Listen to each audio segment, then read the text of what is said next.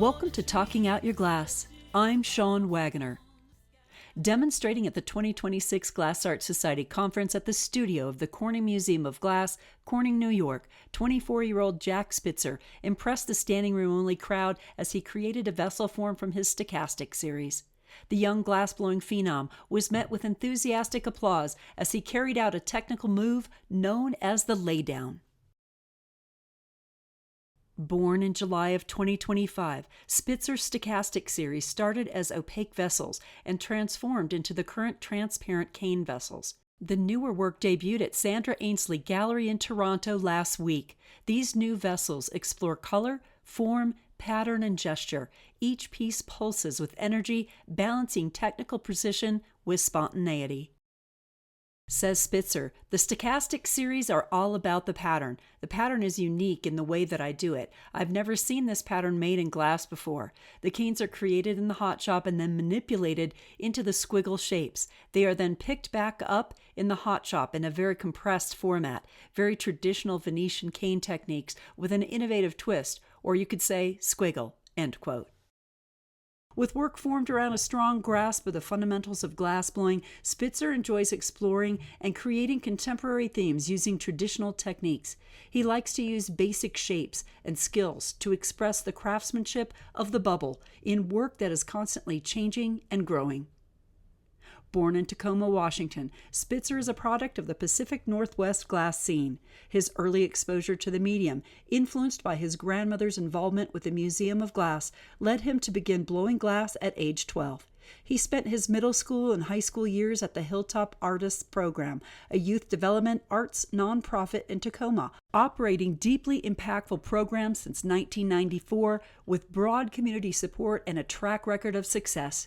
Hilltop Artists uses glass art to connect young people from diverse cultural and economic backgrounds to better futures.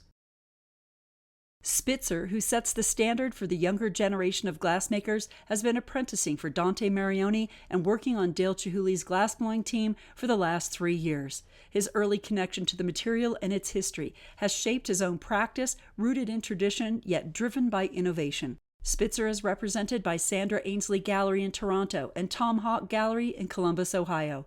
In September 2026, he will demonstrate at the 11th International Glass Festival in Turkey. In 2027, he'll return as a gaffer to Pilchuck Glass School, Stanwood, Washington. Many thanks to the sponsors of this episode of Talking Out Your Glass: Sandra Ainsley Gallery, Bullseye Glass Company, the Art Alliance for Contemporary Glass, and Wet Dog Glass. To find out more about our sponsors, visit talkingoutyourglass.com, click on Episodes, Season 11, and Jack Spitzer. Sending out a heartfelt thank you to guest and friend of the pod, Susan Stins-Mullen-Amend, for her recent contribution to Talking Out Your Glass podcast. Jack Spitzer, thank you so much for joining me on Talking Out Your Glass podcast. Thanks for having me.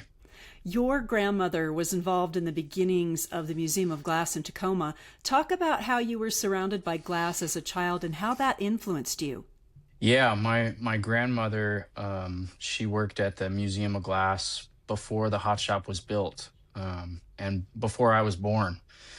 And she was involved with inviting artists to the museum, and she was kind of the middle person between the hot shop and the rest of the museum. So she dealt directly with a lot of the glass artists that had residencies there at the very beginning.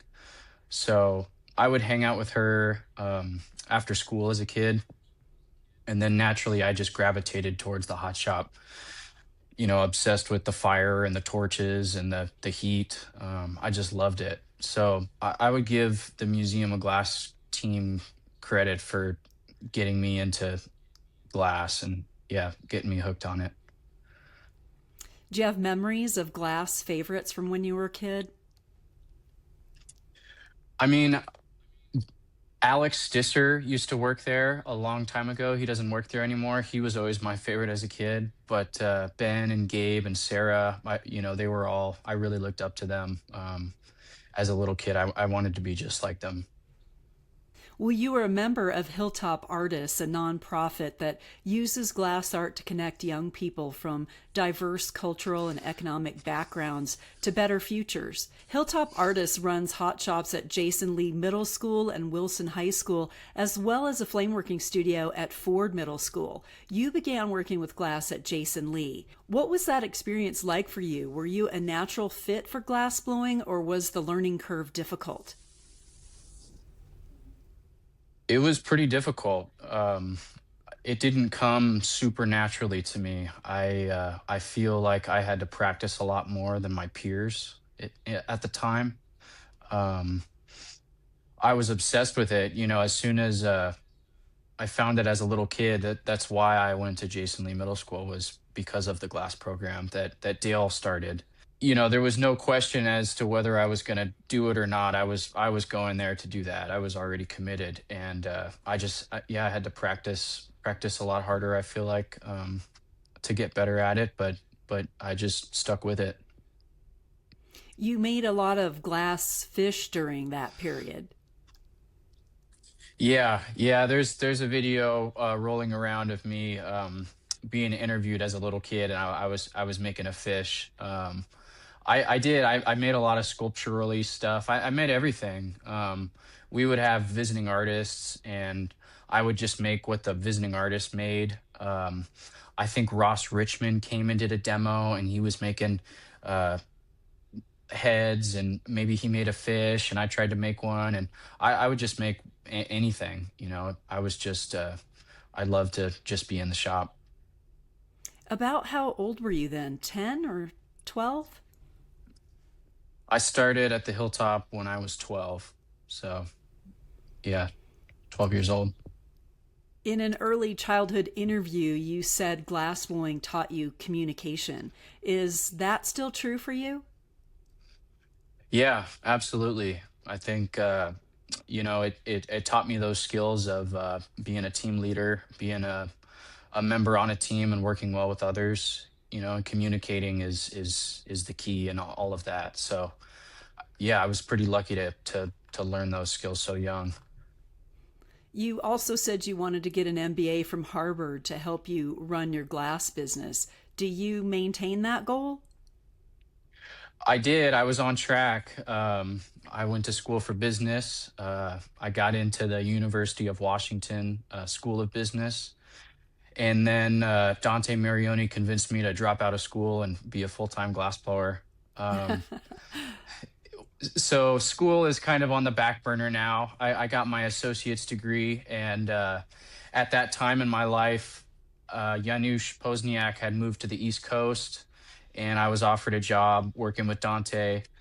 And Dale Chihuly offered me a job working at the boathouse at the same time. So my career the glass kind of took over school, and I've been thinking about it in the back of my mind. I could always go back and finish my degree, but it's been working out so far. You're an apprentice to Dante Marioni, as you mentioned, and you also work for Dale Chihuly. Talk about how and when you met those artists and what their impact on your personal trajectory in glass has been. Yeah, so I started at the Hilltop program that Dale started. It would be um, I would say I wouldn't be blowing glass if it wasn't for Dale Chihuly.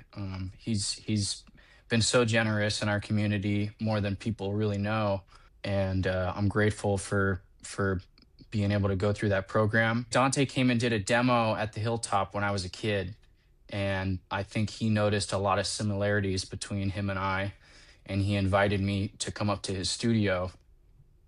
It took me a little bit, but eventually I made it up to the studio, and I would just hang out and watch him and Janusz work. I learned a lot. I think you learn a lot more by watching than actually helping, because you get to kind of take a step back and see how people work. Eventually, I was hanging out there long enough. They would be like, okay, why don't you do something now that you're just standing there all day? And I started working with Dante. I started working with Janusz, and both of them.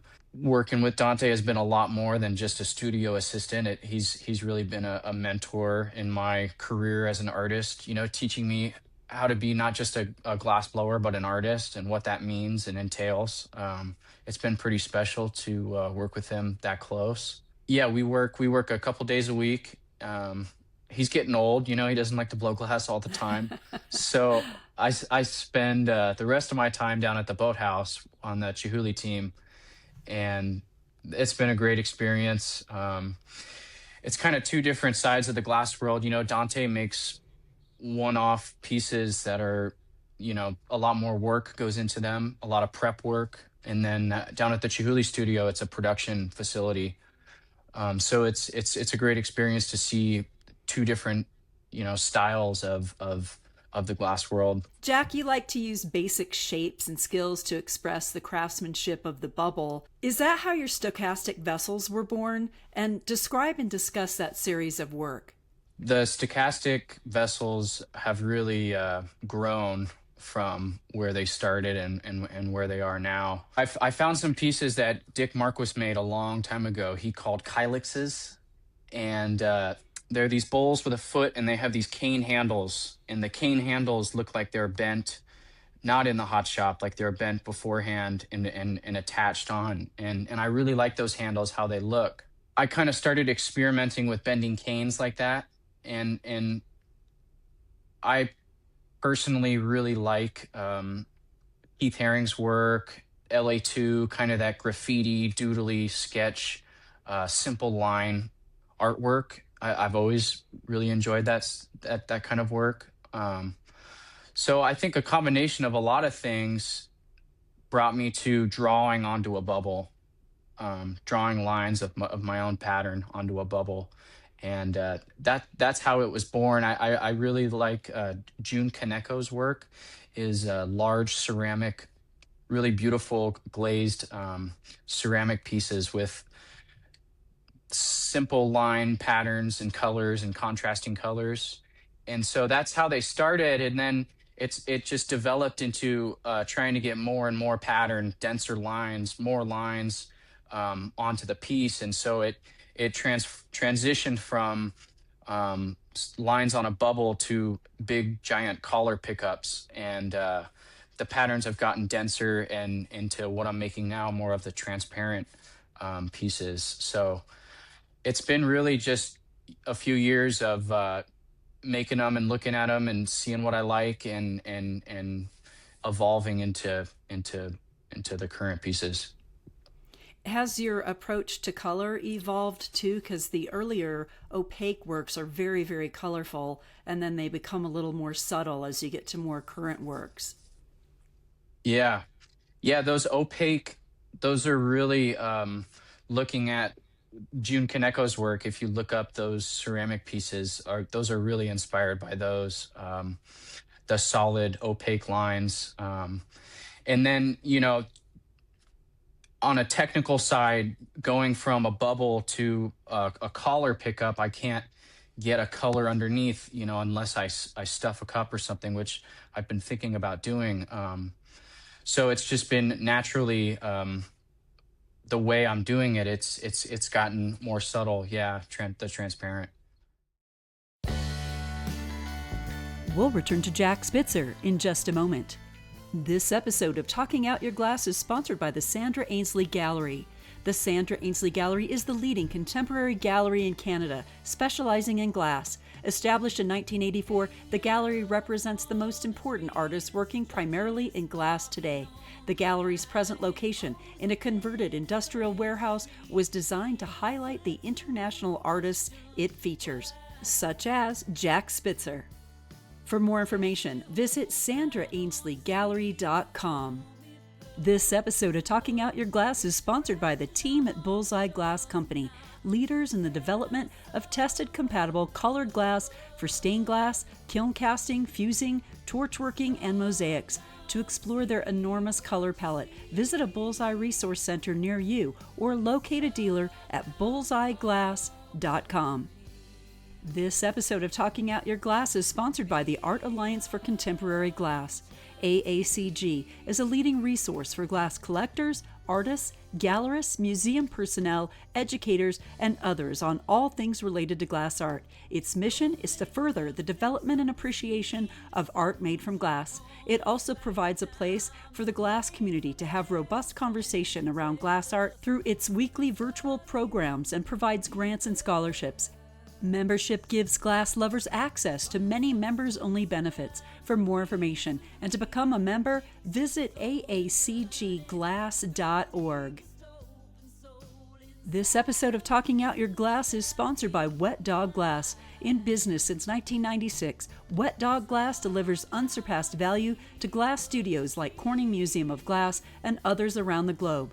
Offerings include turnkey hot glass studio equipment, studio planning consultation, and technical support. Wet Dog Glass, your studio's best friend. For more information, visit wdg-us.com. If you enjoy and value this online catalog of conversations with the world's best glass artists, please consider following us on Instagram and Facebook. Or to make a one-time donation, go to talkingoutyourglass.com and click on Donate. And now, we return to Jack Spitzer. Talk a little bit about your demo at Gas Corning in June of 26. How did that come about, and what did you demo? Yeah, that was a blast. That's going to be a good memory for a long time. There was a lot of people there.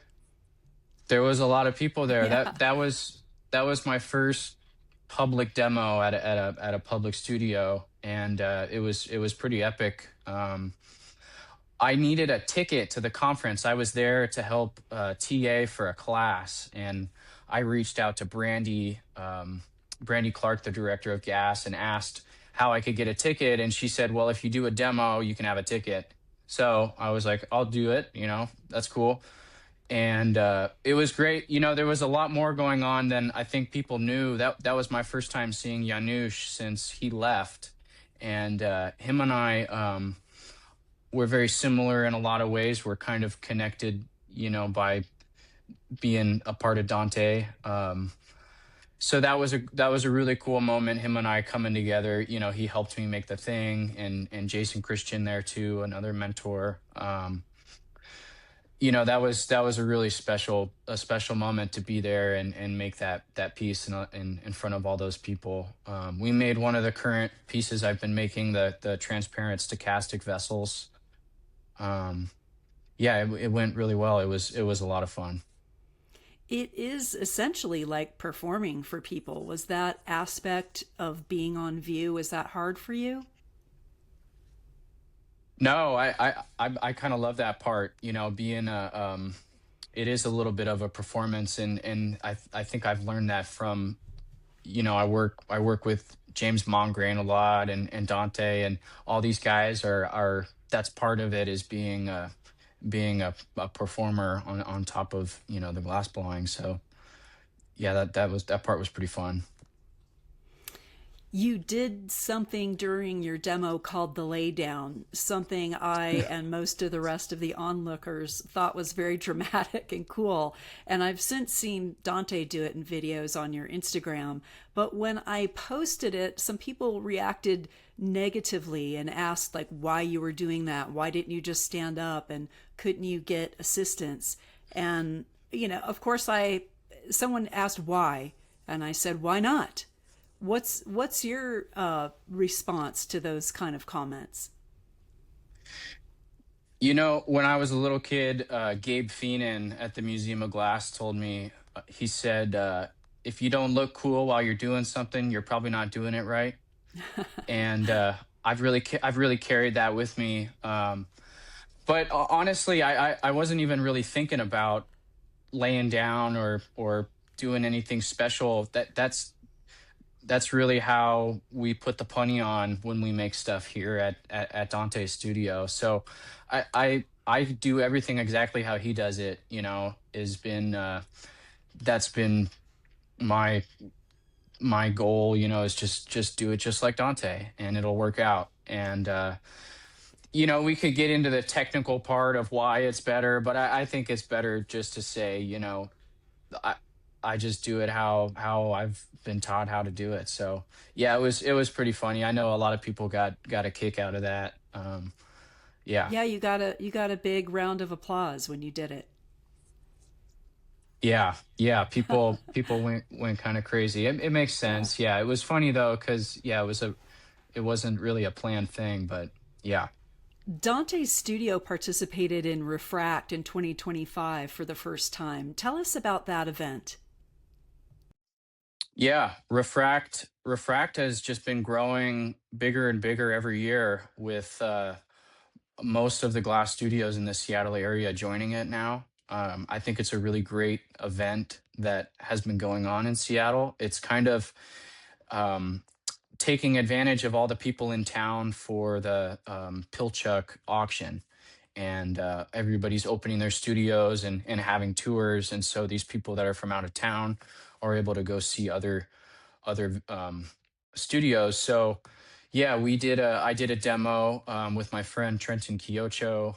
Dante had his studio open for tours, and yeah, it was a lot of fun. He hasn't really had his studio open to the public like that, so I think there was a lot of excitement about people being able to show up and check out a little behind the scenes. I feel like Dante and I were a little mysterious, like, and people wonder kind of what goes on over there. We're in a kind of separate neighborhood part of Seattle that's a little more low key. So it was cool to be able to give everybody a little idea of what our day to day looks like. In September, you'll attend the 11th International Glass Festival in Turkey. Will you demo there? I'm gonna make a stochastic, one of the newer transparent stochastic vessels. I think I have to make a few things, so I'll make a few of those. Yeah, I'm looking forward to that. So I've never been to Turkey. It'll be exciting. In 2027, you'll return as a gaffer at Pilchuck Glass School. When did you start gaffing at Pilchuck, and what are your most memorable experiences at the school? Yeah, I'm really excited to be back up at Pilchuck. This is the first year I'm not there, and I went and did a demo with a friend, Peter Hermanson, a few days ago. But I'm really excited to be back up there, a part of the program. I was a gaffer there when I was 22, and it was a blast. I think it's the best job to have on campus because you just get to blow glass all day long, and that's you're just focused in on making stuff, which is what I love to do. So it's a really great job. It's a lot like working at the Museum of Glass because you're constantly given challenges and different pieces people want you to make. You're just a maker all session, and so you're constantly given all these different pieces that are entirely different. So you have to kind of problem solve on the fly, and it makes you a really good glass blower. So, yeah, I'm gaffing with Dante July of next year, and yeah, it'll be a blast. Is doing actual glass blowing, being a glass blower, has that met with your expectations from childhood, or how is it different, better, or worse? I work basically 7 days a week. I blow glass, and it's good to kind of take a step back and reflect, on about things like that. And it's been a wild ride. It's been a wild ride. I love glass blowing. There are times where I don't love glass blowing. Doing production all day long, the same thing is can be body breaking. But I really do love being in the shop, and I always have. So it's been pretty special. I feel like I'm very lucky to be where I'm at now. Is there another career or profession you think you'd enjoy? I have never thought about being anything but a glass artist since I was a little kid. Yeah, I played baseball for a long time. I wanted to be a baseball player at one point too, but glass just took over. It satisfied that uh, creative and athletic outlet for me. I really loved being creative and making stuff with my hands, and I really and loved the athletics. Playing baseball, and I wrestled for a bit, and glass blowing just it satisfied all those things for me. So, what's coming up for you locally in 2026, 27? I know you're going to Turkey and Pilchuck. What's going to be happening around Seattle for you? Um, Around Seattle, it's not a whole lot this next year. Just working at the boathouse and at Dante's. I'm rebuilding the furnace this summer. Making stuff. After I go to Turkey, I know this isn't local, but I'm going to Murano for 2 weeks to blow glass with Davide Fuin. So I'm really looking forward to that. We're gonna, that'll be just observing him make goblets, and he's one of the best in the world at that. So I'm really looking forward to that experience. Yeah, I might be doing a demo at Seattle Glassblowing Studio in the new year. We'll see about that. But yeah, just working and making stuff. You should chat with Davide about the laydown. Yeah, yeah. He might have to There's be a lot sold of on that. there's a lot of people saying that. Yeah, yeah, Yeah. I will. Well, in an Instagram post, you wrote, "These are going to be the good old days." Do you have a sense of that, like of how young you are and how much there is still to come? A little bit, a little bit. I keep getting told, yeah, how young I am and where I'm at and how special that is. And it's pretty cool, all these people that I'm around that have been a pinnacle part of the studio glass movement, and how young the studio glass movement is. Dale Chihuly and Dante and Jim Mongrain and all these old guys that aren't going to be blowing glass in 40 years from now. And being somebody that has been able to be around them for as long as I have, I think is pretty special. And I'll be telling stories about all these old guys to, the younger guys once I become an old guy. So it is, yeah, that part is pretty cool.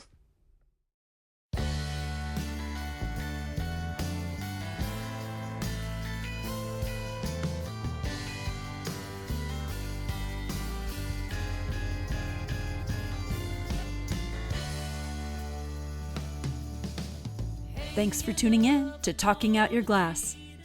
Many thanks to our sponsors, the Sandra Ainsley Gallery, Bullseye Glass Company, the Art Alliance for Contemporary Glass, and Wet Dog Glass. Stay tuned for more great episodes featuring artists in hot, warm, and cold glass. Until next time, stay glassy. Witchcraft.